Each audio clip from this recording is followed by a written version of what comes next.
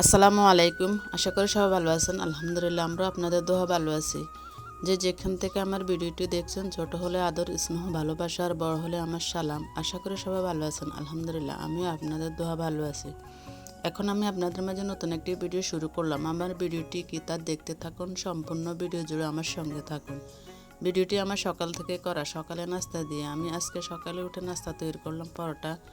এরপর নাস্তা খেয়ে দিয়ে শেষ করে চলে আসলাম কাজে। গতকালকে দেখছেন অনেকগুলো বিছনা চাদর ধোয়া হয়েছে। এখন আজকে সোফার কভারগুলো ধোয়া হবে। রাহি প্রাইভেটের জন্য রেডি হয়ে যাচ্ছে। এরপর আমি তাকে বললাম যে আমাকে সোফার কভারগুলো খুলে দে। রাহি আমাকে সোফার কভারগুলো খুলে দিতেছে। আর আমার ছোট মেয়ে ও হাতাহাতি করতেছে। ও বলতেছে ও খুলবে। এটা নিয়ে দুই বোনে হাতাহাতি করতেছে। বড় মেয়ে যদি কোনো কাজ করতে যায় তাহলে ছোট মেয়ে বলবে আমি করব, মানে দেখ তা এভাবে আরই। বড় মেয়ে কোনো কিছু করতে গেলে ছোট মেয়ে হাতাহাতি করে। দেখেন কিভাবে কান্না করতেছে। ও বলতেছে আমাকে দাও, আমি খুলে দিব। কিন্তু রাহি বলতেছে না, তুমি পারবে না, আমি তাড়াতাড়ি করে খুলে চলে যাব। এরপরে দেখেন ছোট মেয়েটা কি করতেছে।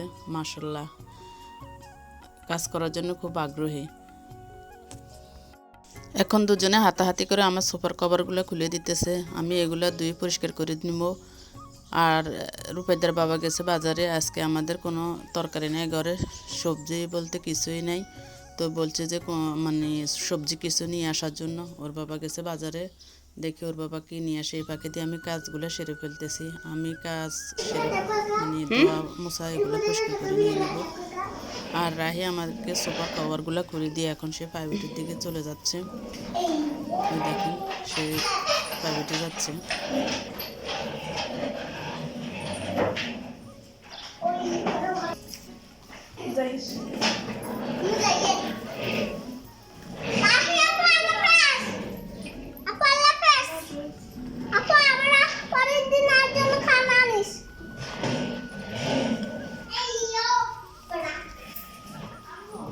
জি, এই যে সোফার কভারগুলো খোলা শেষ। এখন আমি এগুলা ভিজিয়ে নেব। ভিজে নিয়ে আমার বাদ বাকি কাজগুলো আমি সেরে ফেলবো।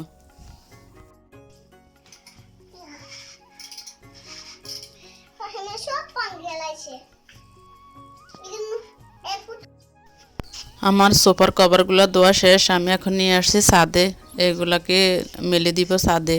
আর এর ফাঁকে দিয়ে রাহির বাবা বাজার থেকে তরকারি না নিয়ে আসে, কিছু মাছ নিয়ে আসছে, 5 মিশালি মাছ। এখন এগুলো করতে করতে আমার 12টা বাজবে। মূল্য হয়েছে তো।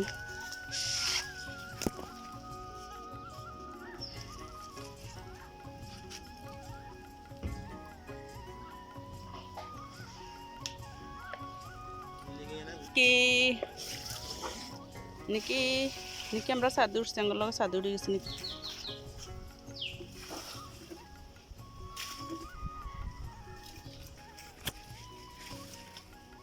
হাঁকে গেছে। হুম হুম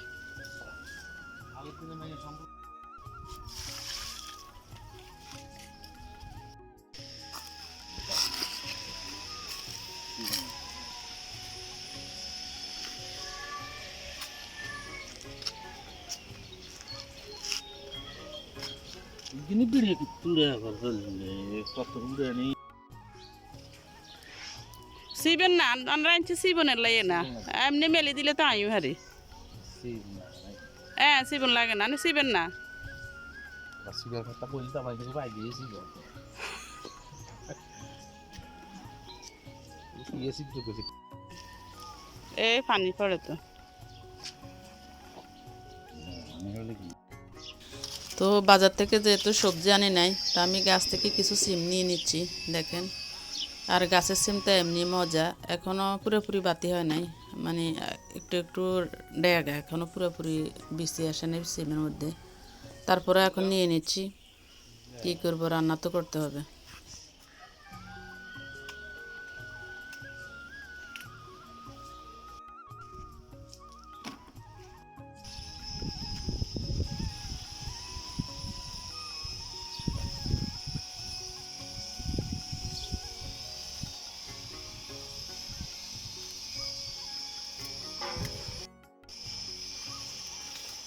আমার হাতে ছিঁড়ে চলে এসেছি।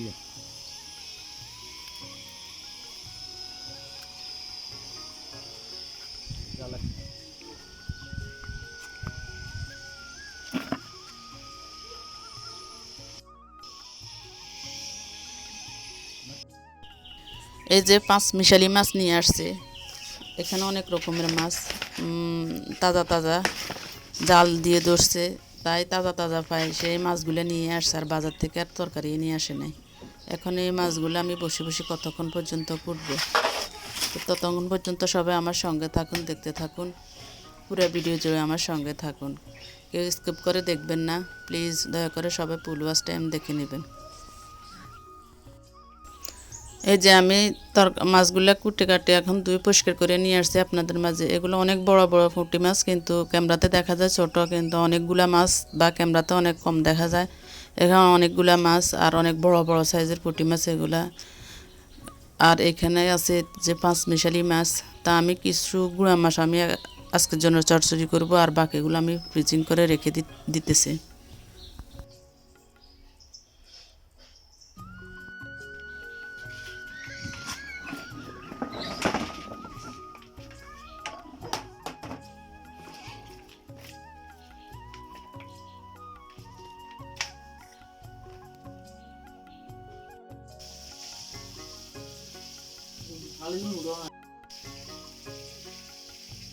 সিমগুলো আমি কেটে কুটে নিচ্ছি, আর এর সাথে কিছু নতুন আলু দিয়ে দিচ্ছি। একা সিম তো আর ভালো লাগবে না। দেখেন আমাদের মুরগির ডিম পারছি, দেশি মুরগির ডিম অনেক টেস্টি, অনেক মজা।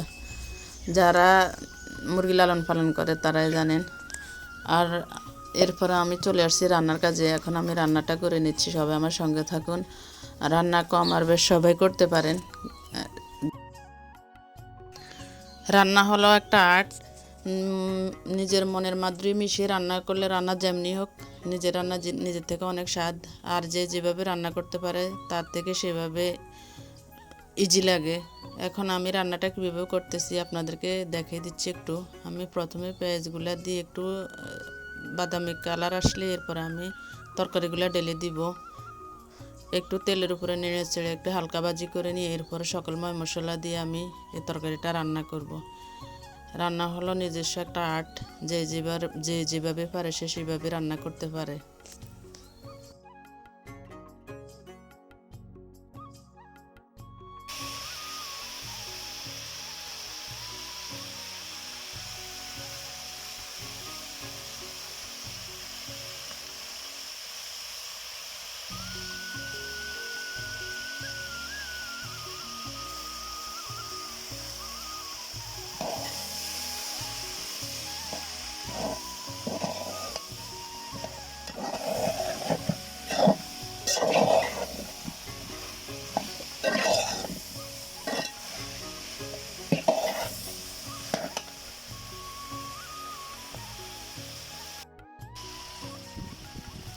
আমি রান্নার মাছগুলো আগে ভেজে নিই। সবসময় আমি মাছ ভাজি এরপরে তরকারি রান্না করি। তরকারিটা একটু কষে আসলে এরপরে ভাজি মাছগুলো দিয়ে দিই। তো আমার মাছ তরকারিগুলো কষে আসছে, এখন আমি এর মধ্যে দিয়ে দিচ্ছি কিছু টমেটো, এরপরে দিয়ে দিব মাছ ভাজিগুলো।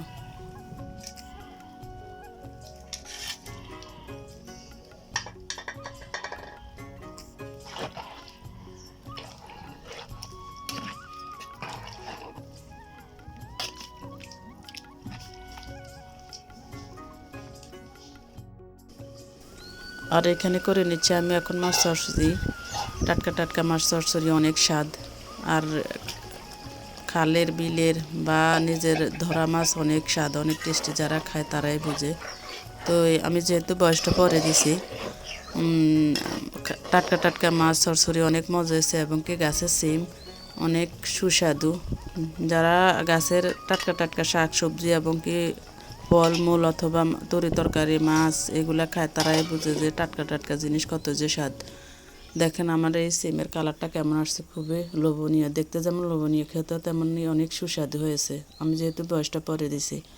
তো এই আমার ভিডিওটি যদি কোনো অংশ কারো থেকে একটু ভালো লাগে তাহলে অবশ্যই লাইক কমেন্ট শেয়ার সাবস্ক্রাইব করে পাশে থাকবেন। পাশে থাকা বেল আইকনটি বাজিয়ে দেবেন। আজকের মতো এখানে আল্লাহ।